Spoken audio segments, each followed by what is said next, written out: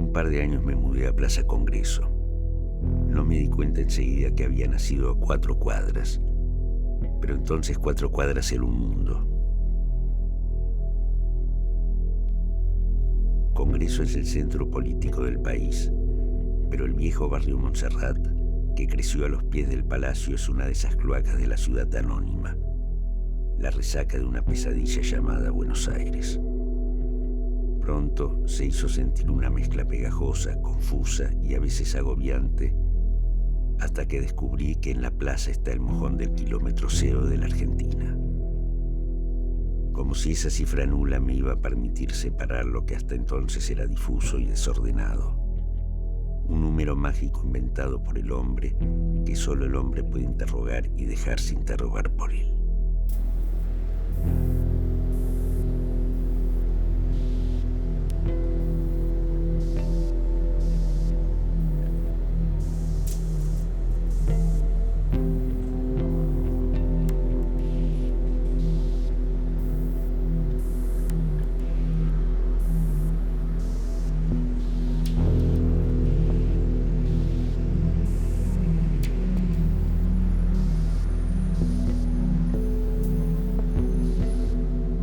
Buscar ideas, pero partir de una sola.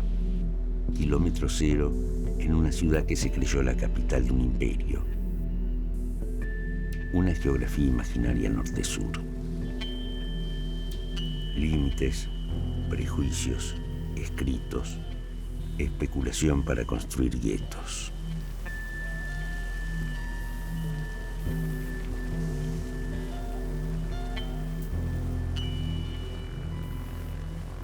En forma real, el kilómetro cero, empiezan las cosas ahí, ¿no? Empiezan varias historias, la ciudad se distribuye de alguna manera. Si uno sigue por Avenida Rivadavia, es esa ciudad, enorme extensión de clase media, que un poco termina también en la parte de atrás de Congreso, ¿no?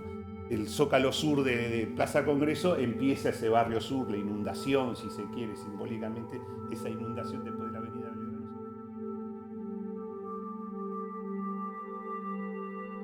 Una aldea que le quitó el sueño a los arquitectos europeos que hicieron un dibujo.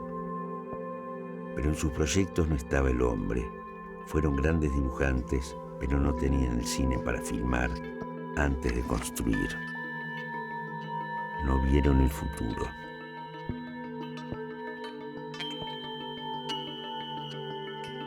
Por lo menos mirar para otro lado.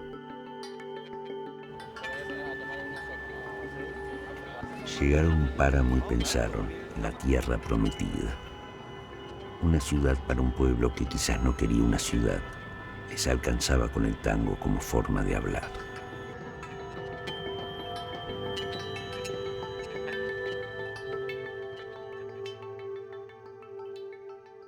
Acá decían en broma siempre que estaba pensado por argentinos estos proyectos de Avenida de Mayo y de esta plaza. Después está copiado de los franceses. Después construida por los italianos y habitada por los españoles. Eso fue toda la desnaturalización. Era muy abstracta la idea. Muy abstracta comparar esto con una villa de Palladio.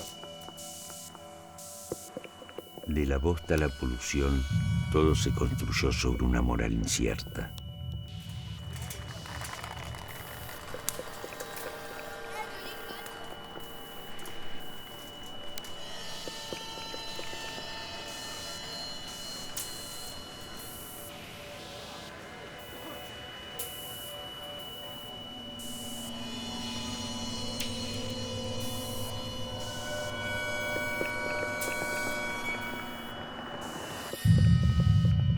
La pintura inventó a las mujeres que piensan.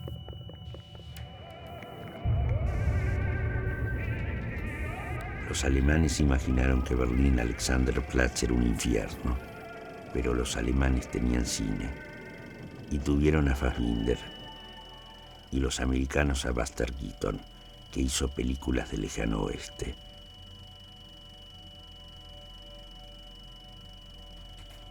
Buenos Aires tuvo el tango.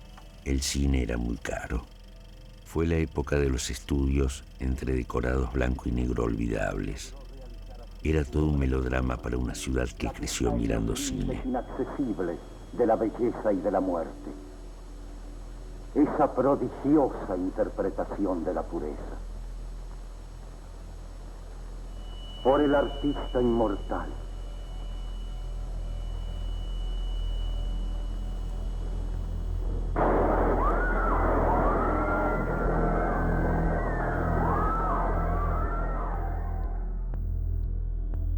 Kilómetro cero, una piedra blanca para una manera de llamar al asunto.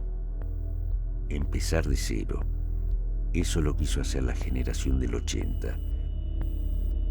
Limpiar la mierda, la bosta de las caballerizas, tapar todo con el Palacio del Congreso atendido por mucamos negros y la Plaza de los Dos Congresos, que al final son 3 plazas, para una Argentina católica, blanca y europea.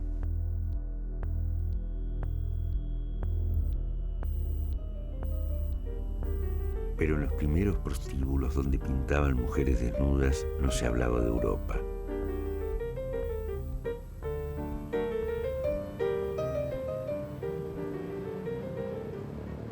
Frente a la plaza, que todavía eran caballerizas, estaba el bar. Y en la esquina una cárcel para hombres sin causa que llegaban en carretas.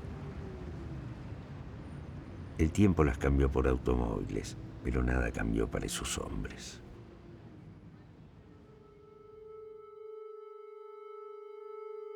Buenos Aires se convertía en la pesadilla que algún día sería realidad. El tango aguantó hasta el 55 y la radio fue cómplice. Hubo algo de cine, pero el tango se mantuvo aparte. El cine no habló como el tango, una manera de decir. Y para el tango el cine fue el biógrafo.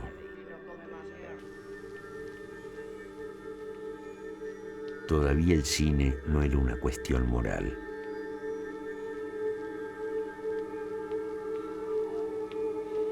Y después fue tarde.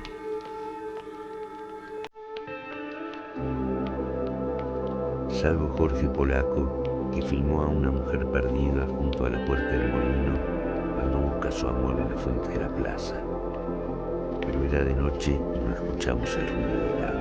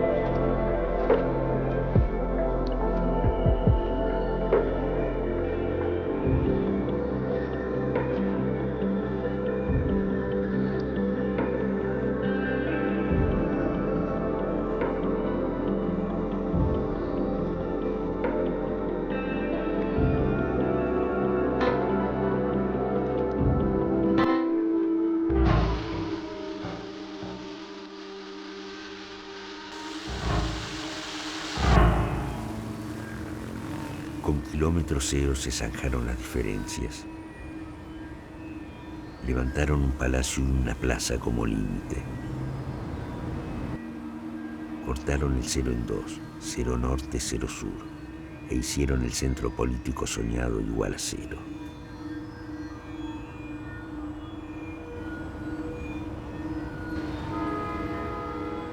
Buenos Aires siguió hablando y las palabras las escucharon los que inventaron una ciudad escribiendo. Borges, Onetti, Art todavía escribía en el prostíbulo, por eso tenía faltas de ortografía.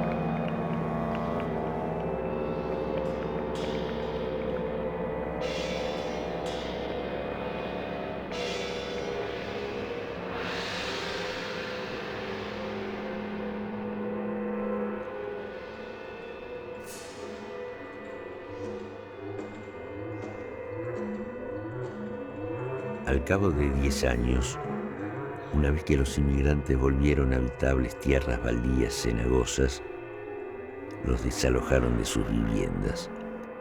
Luego quisieron echarlos del país.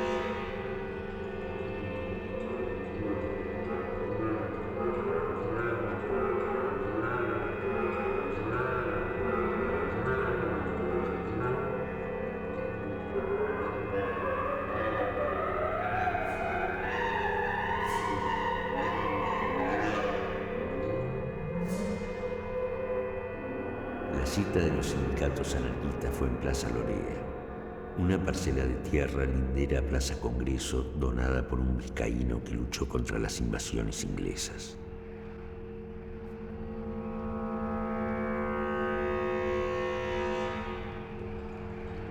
El odio y el desprecio desencadenan una represión desbocada.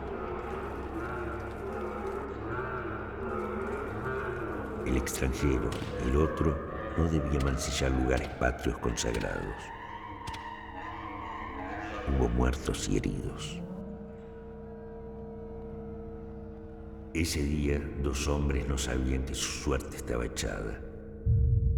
El más joven es el ucraniano Radovisky, que meses más tarde arrojaría una bomba al comisario Falcón, responsable de la represión obrera.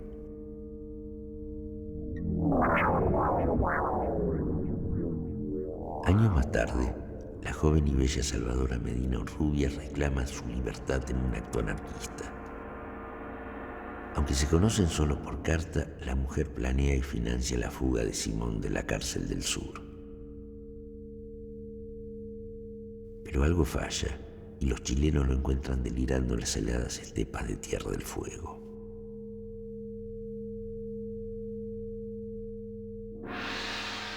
Recién en 1930, la mujer obtiene el perdón del presidente Irigoyen para el admirado ucraniano. El héroe, luego de 20 años de cárcel, sale expulsado hacia Uruguay en el vapor de la Carrera. Cada tanto, algún jefe de gobierno piensa en cambiar la estatua de Estrada, que campea en Plaza Lorea, por la de Radovisky, pero todo queda en agua de borrajas. En cuanto a la mujer, madre soltera llegada a Buenos Aires a los 16 años, se casa con el uruguayo Botana, que dirigía Crítica, el primer diario sensacionalista argentino.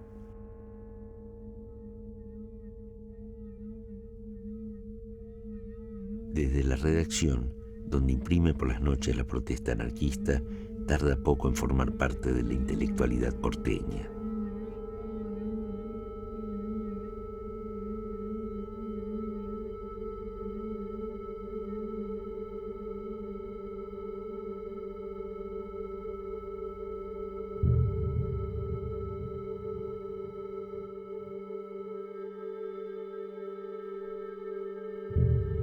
Por oscuros vaivenes del oportunismo periodístico, Crítica apoya el golpe contra Irigoyen.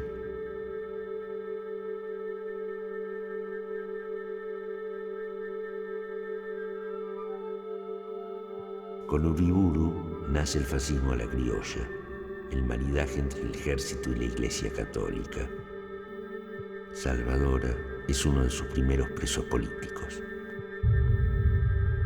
Desde el Buen Pastor, una casa religiosa travestida en cárcel de mujeres, la mujer responde al indulto obtenido gracias a la solidaridad de varios escritores: Borges, Victorio Campo, González Tuñón. General Uriburu, acabo de enterarme del petitorio presentado al gobierno provisional pidiendo magnanimidad para mí. Agradezco a mis compañeros de letras su leal y humanitario gesto. Reconozco el valor moral que han demostrado en este momento de cobardía colectiva al atreverse por mi piedad al desafiar sus tonantes iras de Júpiter doméstico. Pero no autorizo al piadoso pedido. Magnanimidad implica perdón de una falta, y yo ni recuerdo faltas ni necesito magnanimidades. Señor General Uriburu, yo sé sufrir con serenidad e inteligencia, y desde ya lo autorizo que se ensañe conmigo, si eso le hace sentirse más general y más presidente. Entre todas esas cosas defectuosas y subversivas en que yo creo, hay una que se llama karma. No es un explosivo, es una ley cíclica. Esta creencia me hace ver el momento por el que pasa mi país, como una cosa inevitable, fatal pero necesaria para despertar en los argentinos un sentido de moral cívica dormido en ellos. Y en cuanto a mi encierro, es una prueba espiritual más, y no la más dura de las que mi destino es una larga cadena. Soy en este momento como un símbolo de mi patria. Soy en mi carne la Argentina misma, y los pueblos no piden magnanimidad. General Uriburu, guárdese sus magnanimidades junto a sus iras y sienta cómo, desde este rincón de miseria, le cruzo la cara con todo mi desprecio. No será esta la única carta conocida de Salvadora. 20 años más tarde, al frente de un diario agado por los acreedores, le escribirá a Eva Perón.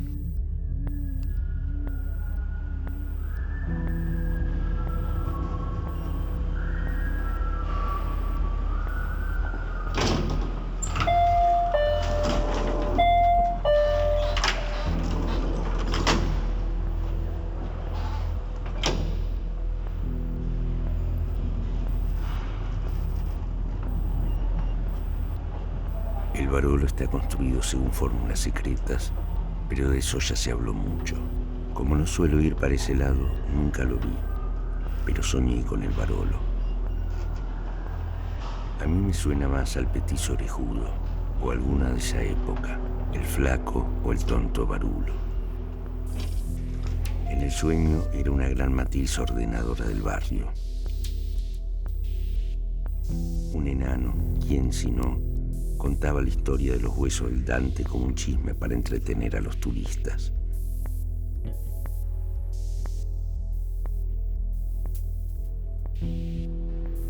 Al final del sueño, el Barolo era el negativo del Congreso, donde habían escondido el cadáver de Vita, el de Perón y el de Lola Mora.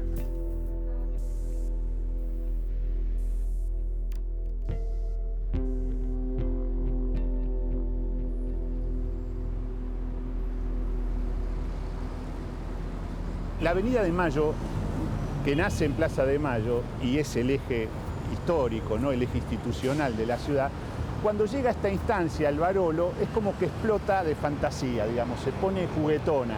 Entonces esta es medio una fantasía hindú, ahí arriba la cúpula es como una especie de templo hindú. Mario Palanti, el arquitecto, se inspiró en la arquitectura de la India. Grandes cúpulas, todas estas son las grandes cúpulas de la ciudad, que un poco acompañan a la gran cúpula del Congreso.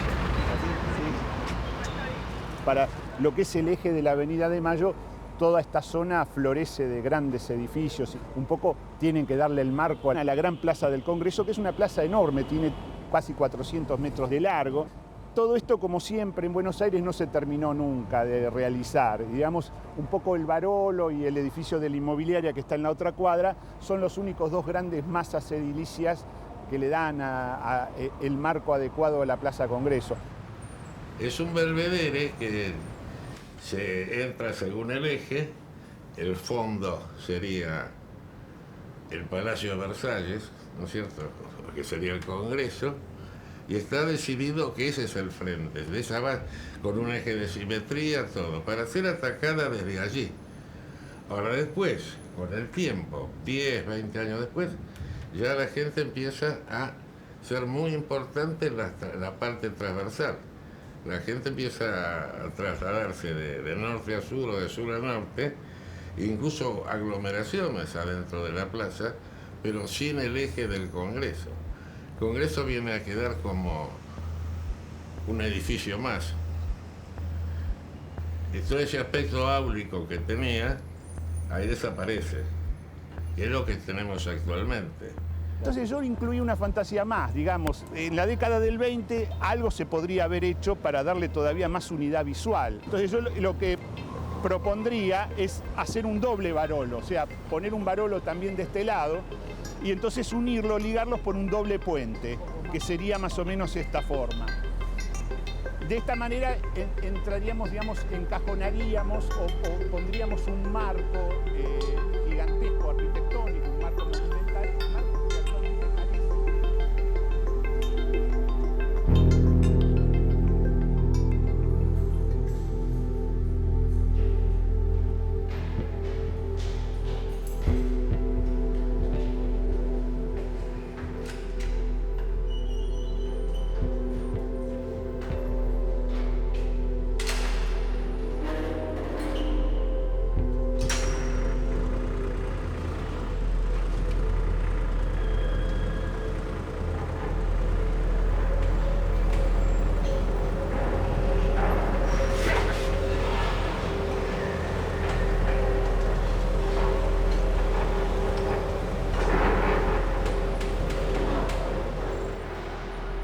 En el traspaso hubo mucho papeleo, familiares que no veía hace tiempo, escrituras, autorizaciones. La mudanza me tomó por la espalda cuando huía y de pronto estaba otra vez en el mismo lugar. Fue como una puerta que se cierra a mis espaldas. De todos modos no lo recuerdo mucho. Todo comienza cuando me bajaron de un coche en movimiento, de noche, en medio del camino. Pero esto se parece a Biberkopf, que cuando lo tiran del camión del robo, pierde su brazo pero no su optimismo. Pero no pienso hacerme cargo del dolor de los otros ni del mío. Solo quedan los dolores del presente, cuando el presente parece definitivo, como los viajes de terror de Kafka para los encuentros con Milena en la frontera. Creo que cuando entré a la nueva casa me desmayé.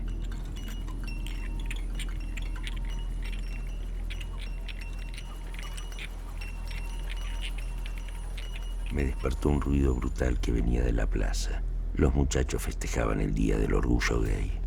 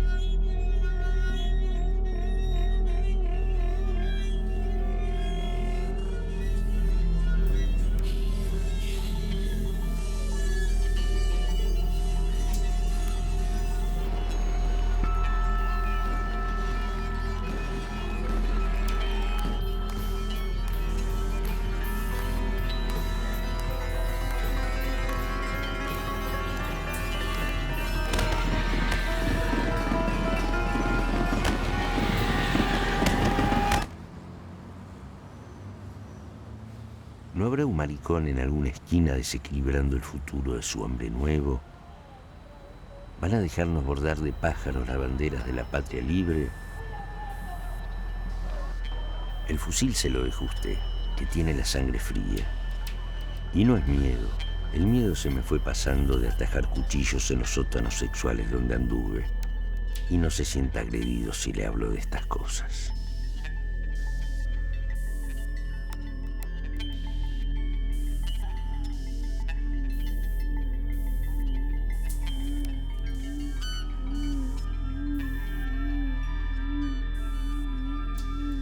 Dormirás con el olvido, fuente de la noche en playas iluminadas. Pero yo vi dos hombres sentados en un banco, y entre ellos la seducción ciega pasaba a través de esas figuras miserables de los que duermen sin Dios y sin techo. Abandonados uno al otro, podían olvidar la crueldad de sus cuerpos. Y vi a otro hombre, a quien el ruido de mis pasos lo hizo escapar de la ochava donde dormía con otro hombre. Ayudado por su muleta, desapareció rápido. Días más tarde, recordé en su rostro la mueca de vergüenza. Crepúsculo, el terror, cuando la plaza ya no se pertenece a sí misma, como una puta en la magia del amanecer. Aparecen de pronto sin que podamos saber de dónde vienen, si no es del infierno. Los que van a dormir a la intemperie bajo la ruina de una ciudad abandonada. El gran hocico de la noche. Metástasis de la política. Las veredas se enfrían ante la sombra del ropavejero.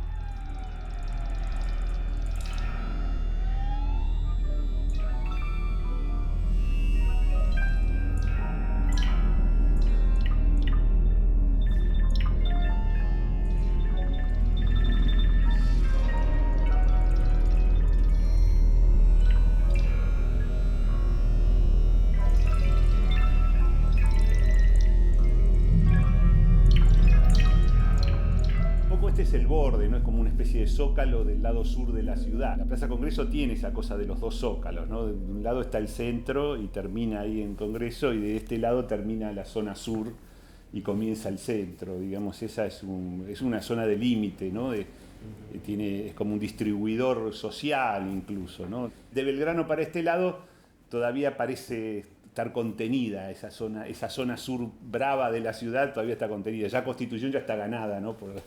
por todo lo que era el sur, el antiguo sur, ¿no? Pompeya, toda esa zona, digamos, avanzó y está hasta aquí, digamos.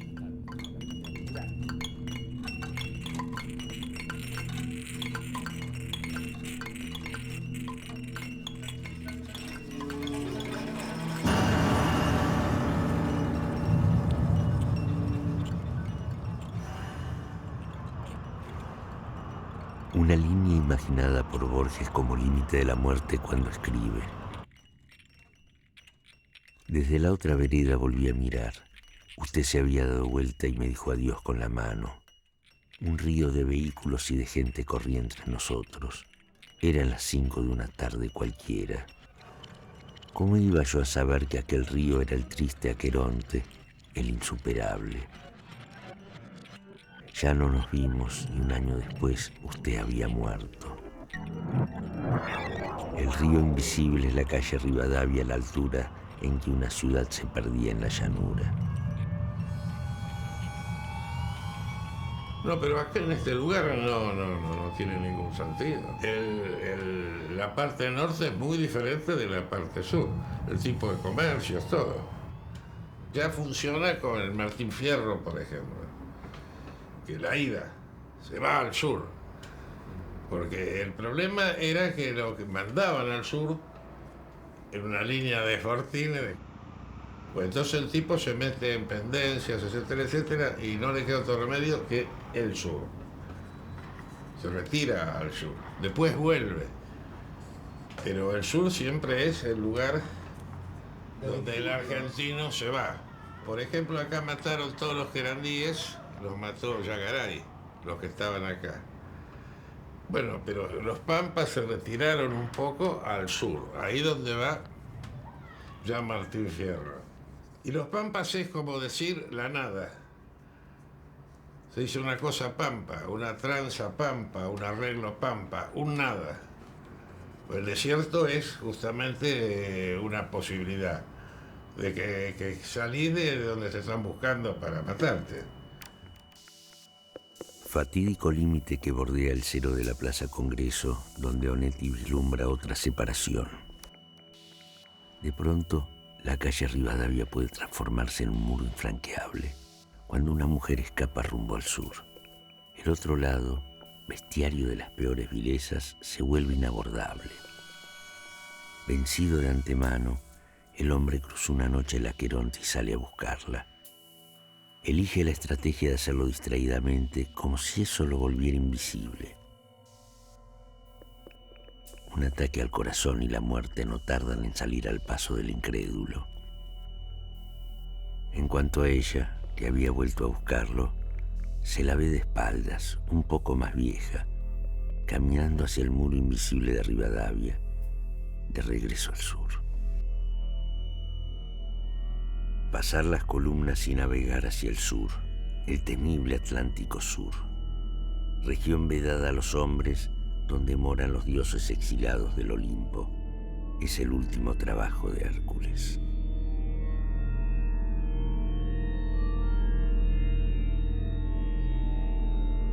Cumple la Subsecretaría de Informaciones de la Presidencia de la Nación el penosísimo deber de informar al pueblo de la República que a las 20:25 horas ha fallecido la señora Eva Perón, jefa espiritual de la nación. Porque yo nunca me olvidé que sin ellos el 17 de octubre sería fecha de dolor y de amargura. Yo no valgo por lo que hice. Yo no valgo por lo que soy ni por lo que tengo. Yo tengo una sola cosa que vale. La tengo en mi corazón. Me quema en el alma. Me duele en mi carne y arde en mis nervios. Es el amor por este pueblo. Si este pueblo me pidiese la vida, se la daría cantando, porque la felicidad de un solo descamisado vale más que mi vida. Yo les agradezco por todo lo que ustedes han rogado por mi salud. Se los agradezco con el corazón. Espero que Dios oiga a los humildes de mi patria para volver pronto a la lucha.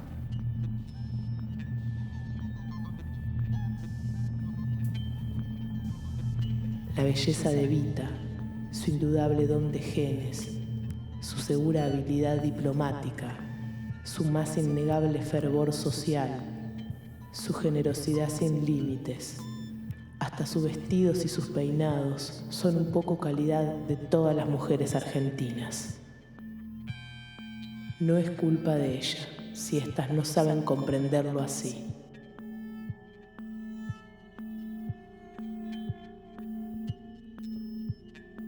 Evita, nunca me he acercado a ti. Te he visto desde lejos, en tu lucha, primero humilde y silenciosa, luego tenaz, fuerte, marcada de fervor, y alcanzada el arma del servicio pleno, más fuerte, más hecha, más segura, pero siempre humilde y dispuesta a servir. Hoy que alguna voz de mujer debe alzarse en tu homenaje y en tu defensa, ten la mía, que por ensueños, trabajos e ideales, y también por tiempo, lucha y dolor, puede ser para ti una voz maternal.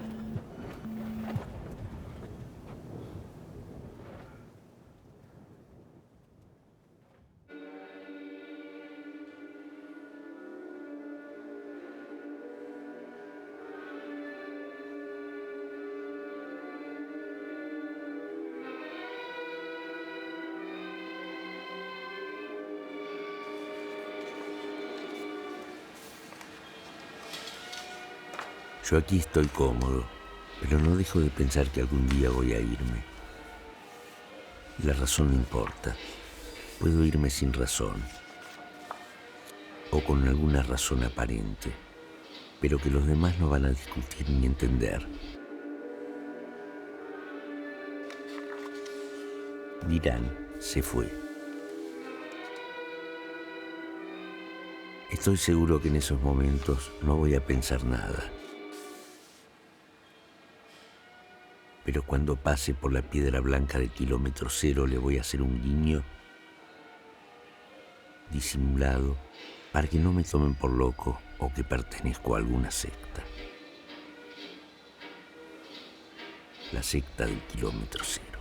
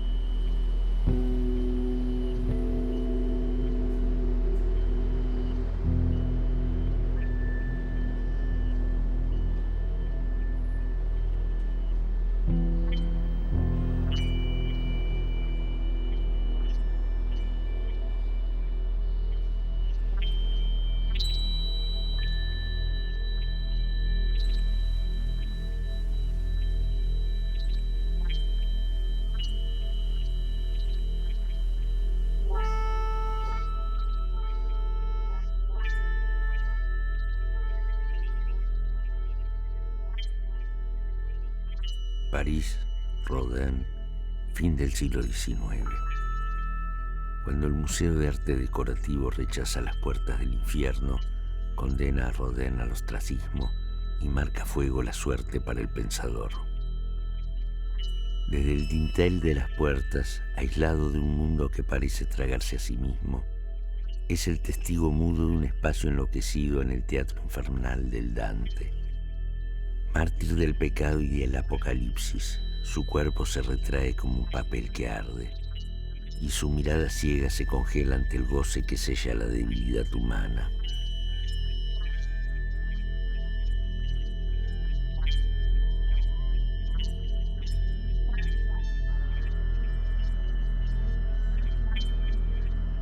Pero en 1906, cuando trasladan al pensador a Buenos Aires, su vida se convierte en una neurosis de destino. Otra vez inaccesible, como un estorbo cerca del kilómetro cero, hace frente, solo, al Palacio Barolo, que según cuentan, reproduce el infierno del Dante.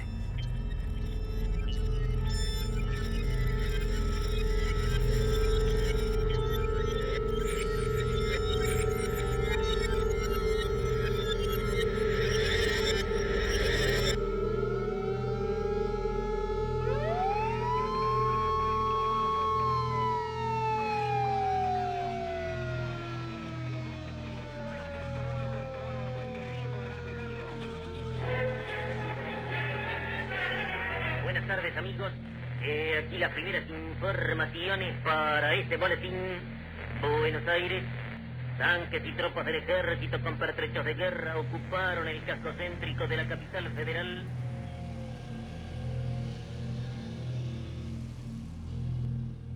Hemos llegado a la Revolución Argentina con un vasto plan de afirmaciones positivas y de realizaciones concretas. Este es el fin del proceso de deterioro que nos ha inmovilizado y el despuntar de una magnífica esperanza para...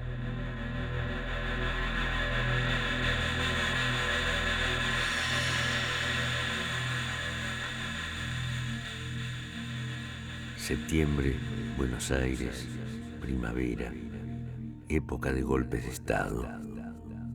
Llegamos caminando a la plaza. Era una noche clara.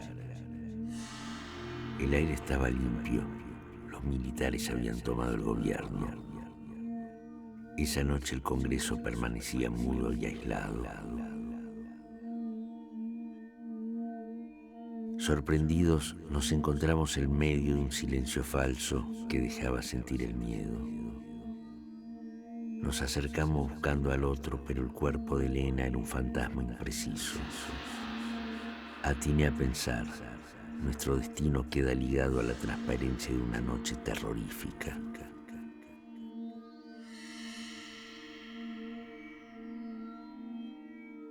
Un laberinto político caía sobre la plaza. Lento, el viento sonaba brisa en las galerías y las calles negras de la noche.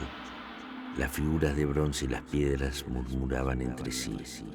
El Pensador, los ángeles, Moreno vieron la plaza desolada. Los caminos entraron en duelo, dijo Elena.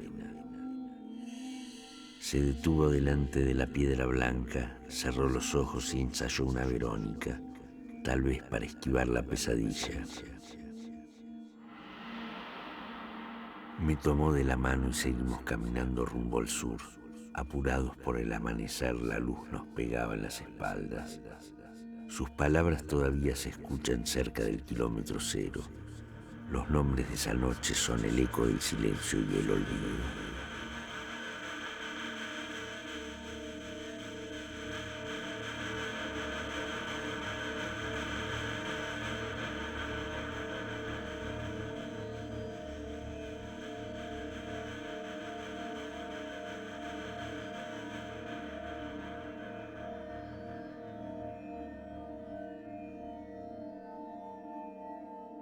Estas muñecas, entre tanto desperdicio, son el yuyú del barrio. La casa que las alberga es un museo donde uno imagina los deleites de una vida sin problemas. Yo vengo aquí a purificarme como si fuese una misa diaria. Saber que ellas estarán aquí alivia el día de los abandonados. Es una recuperación fugaz como una melodía pasajera. Soy yo, Kent Nolan, policía exonerado en la institución, parido por las sucias entrañas de una ciudad arruinada, perseguido por mi relación con proxenetas, gatos, tachos de basura, callejones y todo lo que hace al oficio de un ex policía vuelto a la actividad privada. Aprendí lo poco que sé de mi padre, un verdadero periodista.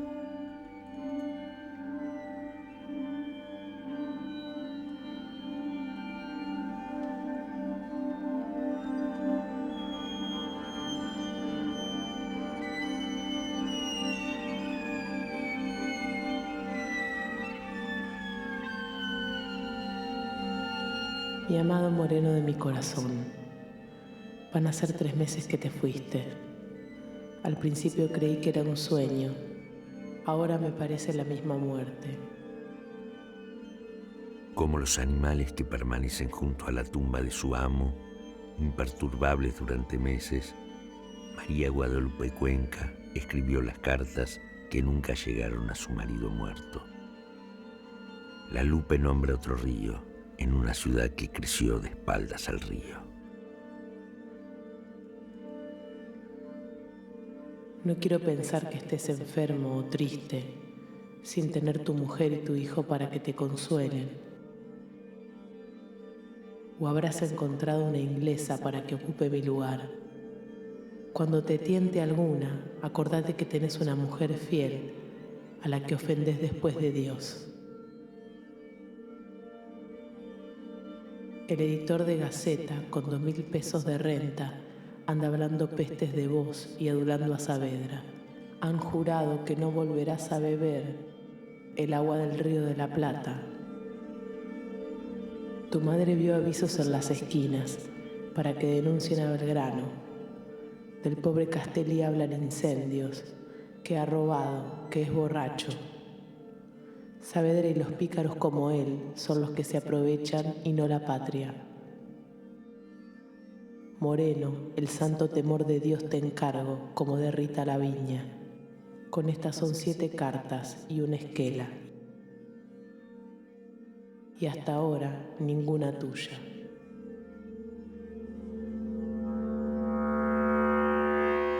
Pero los argentinos no las leen y siguen creyendo que Moreno es un periodista.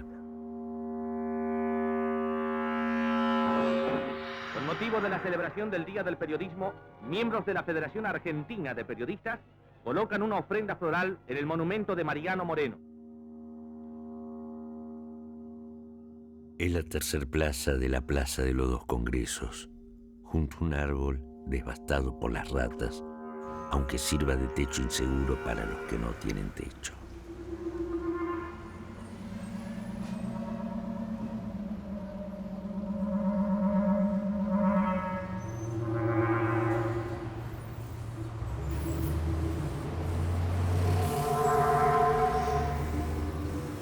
El monumento a Moreno, bajo la alerta de las palomas, debería cubrirse de mensajes anónimos con amores perdidos y deseos extraviados, como en los muros santos donde los creyentes abandonan sus miedos.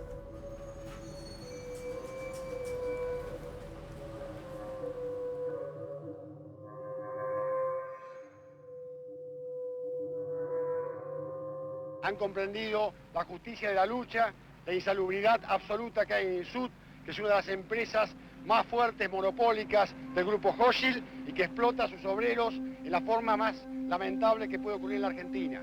Pero una vez más queremos recordar, la lucha no se libra en el Congreso, sino que la libran los propios trabajadores. Solo el pueblo salvará al pueblo.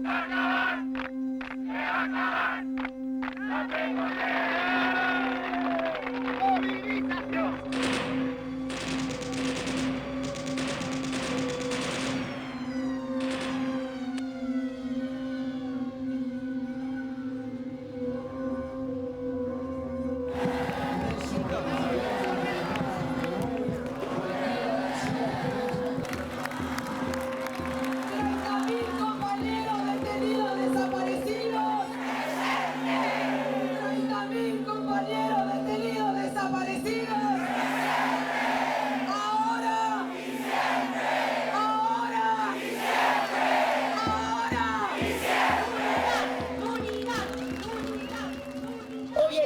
En el tiempo histórico de reconocimiento político de que el juzgamiento por los derechos humanos es la gran causa pendiente de la Argentina.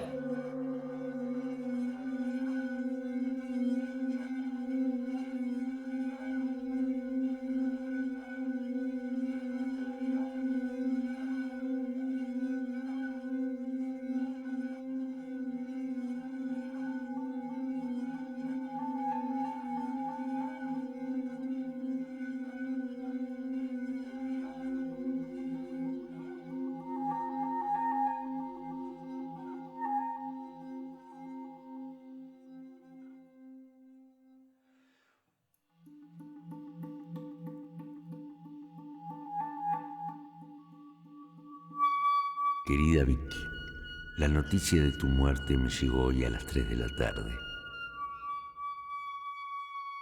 cuando empezaron a transmitir el comunicado.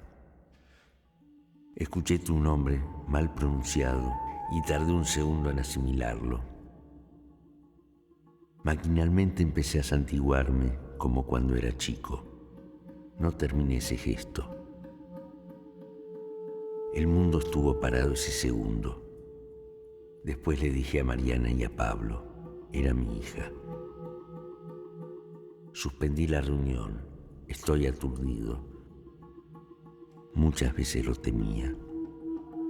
Pensaba que era excesiva suerte no ser golpeado cuando tantos otros son golpeados. Sí, tuve miedo por vos, como vos tuviste miedo por mí, aunque no lo decíamos. Ahora el miedo es aflicción. Sé muy bien por qué cosas has vivido, combatido. Estoy orgulloso de esas cosas. Me quisiste, te quise. El día que te mataron cumpliste 26 años. Los últimos fueron muy duros para vos. Me gustaría verte sonreír una vez más. No podré despedirme, vos sabes por qué. Nosotros morimos perseguidos en la oscuridad. El verdadero cementerio es la memoria. Ahí te guardo, te acuno, te celebro y quizás te envidio, querida mía. Hablé con tu mamá. Está orgullosa en su dolor, segura de haber entendido tu corta, dura, maravillosa vida.